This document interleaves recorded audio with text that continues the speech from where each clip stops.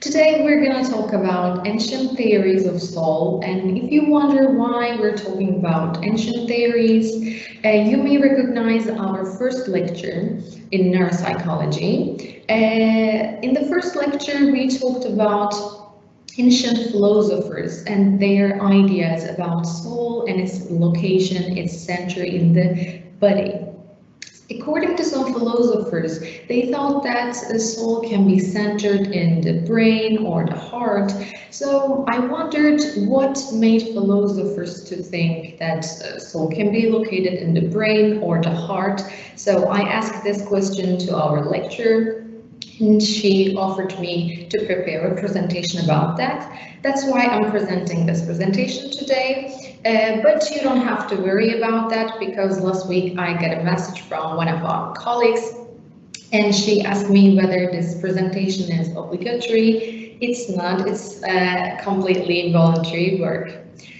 So let me introduce myself. I am Zümranur, and I'm a psychology student in Istanbul at Üsküdar University. And here I'm an Erasmus student. I will be here till July just for one semester. Then I will go back to my home university. Normally I'm a second-year psychology student, and here nowadays I'm taking some courses, obligatory courses and elective courses here. So let's start the presentation. Actually, soul was always an issue of medicine or anatomy, and there were lots of speculations about this issue throughout history. And philosophers had some ideas about that because it was really important for the body, and they hypothesized that soul can be located within the body. And then all of these thoughts and philosophers' opinions started. Today I will have some short points of very important philosophers and their opinions about soul. So I will start with ancient Egypt, because this is where the idea of soul's location started. Then I will shortly talk about Hippocratic Corpus, which is a written book by Hippocrates, then Plato, Aristotle, and Galen. And Galen has a really different perspective from other philosophers. And last one, our last philosopher will be Leonardo da Vinci. In ancient Egypt, it was kinda 3rd millennium BCE. And philosophers had some ideas about soul and its location. They thought that soul can have several parts, and these are called Ba, Ka, Ren, Shut, and IB. And also IB was associated with the emotions and feelings. And that's why, according to ancient Egyptian philosophers, it was located in the heart. And with starting this idea in that time, actually this idea of soul's location helped other philosophers to think about this issue and human soul. So now let's talk about Hippocratic Corpus. As I mentioned at the beginning, Hippocratic Corpus is a written book by Hippocrates, and mainly book talks about physicians, and there are some recommendations toward physicians about illnesses. And in Hippocratic Corpus book, Hippocrates warned physicians about illnesses because he thought that illnesses are associated with air in the body, and this air can cause patients to cough and become sick. And as you know, air comes from our lungs, and brain controls lungs. That's why, according to Hippocrates, our brain was the main location of soul, because if brain cannot control anything, or if we didn't have brain, we would die, according to Hippocrates. And blockage of airflow is really vital for human being. So that's why, according to Hippocrates, we can say that soul's location and center was Plato is another philosopher who had an idea about soul and its location. Plato was a student of Socrates, and also he taught lots of things to Aristotle. Maybe you wondered that why philosophers have some similar ideas. It's because they are connected in some way. As you can see here, some of the philosophers are teachers of some of the other philosophers. So this is why it's normal that they have some similar ideas. Plato called the soul as thymus, and according to him, thymus, which is the soul, was divine, natural, spiritual structure, and it follows us upon that. Thymus was also responsible for feelings, as we mentioned in another philosopher's opinion.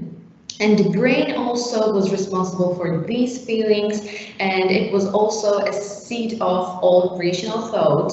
That's why, according to Plato, the true location of this immortal, divine, spiritual structure of soul is located in the brain. And Aristotle also thought about and had some ideas about soul, but he said that, okay, we have our body, physical body, and as we know that it's mortal being, and we also have a soul, and which we call like immortal. But according to Aristotle, he thought that an immortal being, immortal structure cannot live inside a mortal being, which is our body. That's why he said soul couldn't be immortal. According to Aristotle, heart was also so important because it was the location of 5 sensations. It was responsible for respiration and sustenance of life. Also, the heart is the first organ to appear during embryonic development. That's why heart was so vital for human being, and it has lots of important functions. And to Aristotle, he explains that if a person becomes cold, which means like if he dies and don't breathe anymore, his soul left him. And this is where we understand that, according to Aristotle, heart was the center of our soul. And Galen had really different ideas from other philosophers. Galen was actually a physician and philosopher at the same time. And he also worked with Plato. He conducted some experiments on pigs. He made some vivisections. Maybe these experiments were not so scientific, but he was a physician in that time. According to Galen, brain was important, heart was also important. And he says that brain doesn't need the heart to feel or create sensations. And now we understand that, according to Galen, brain is the location of our feelings and emotions. And also heart doesn't need the brain to move. And moving means here pumps and hearts like pumping blood to the body. That's why Galen thought that there are 2 souls in combat. And logical soul is located in the brain, emotional soul is centered in the heart, and they are different, separate, but supporting systems. Now our last philosopher is Leonardo da Vinci, and you can see here our brain, a photo of our brain, and our eyes have some connections between each other, and these are called optic nerves, and they become together at one specific point that is called optic chiasm.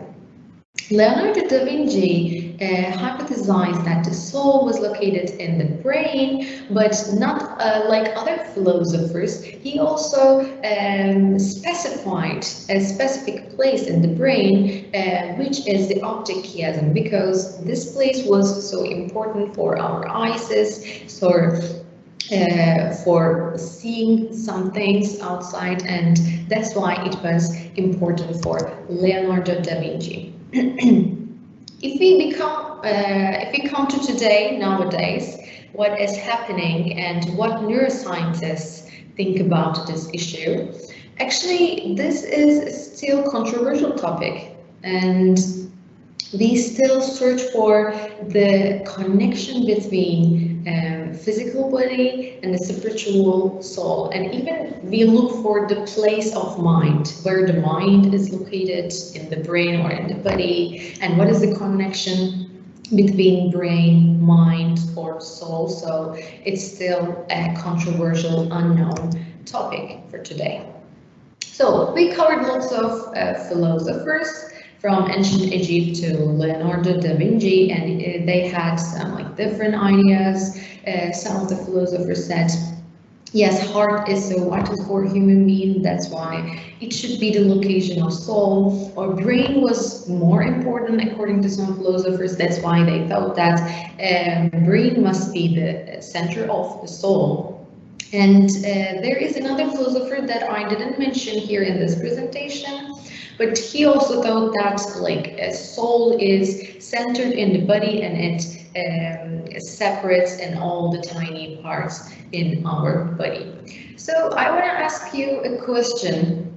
What do you think about these opinions or these theories? And which one do you think is more like logical for you, or do you have any like your own theories of soul or where the soul is located to you? And if you want to turn in your microphones, it would be great, because I cannot see the chat box right now. Only thing I can see is the presentation, so it was nice to hear your voices if you have any opinions. All right, sorry then. I mean, I texted the thing, but I think it's surprising how much they knew at the time compared to how much we know now. Like, it doesn't change that significantly. I mean, obviously, opinions varied, but not so much different than what we know now. Mm-hmm. So, what do you think was the similarity between all philosophers? Do you have any ideas about that? Because they had some like ideas, but what was the common idea between each other? Can you see any common point?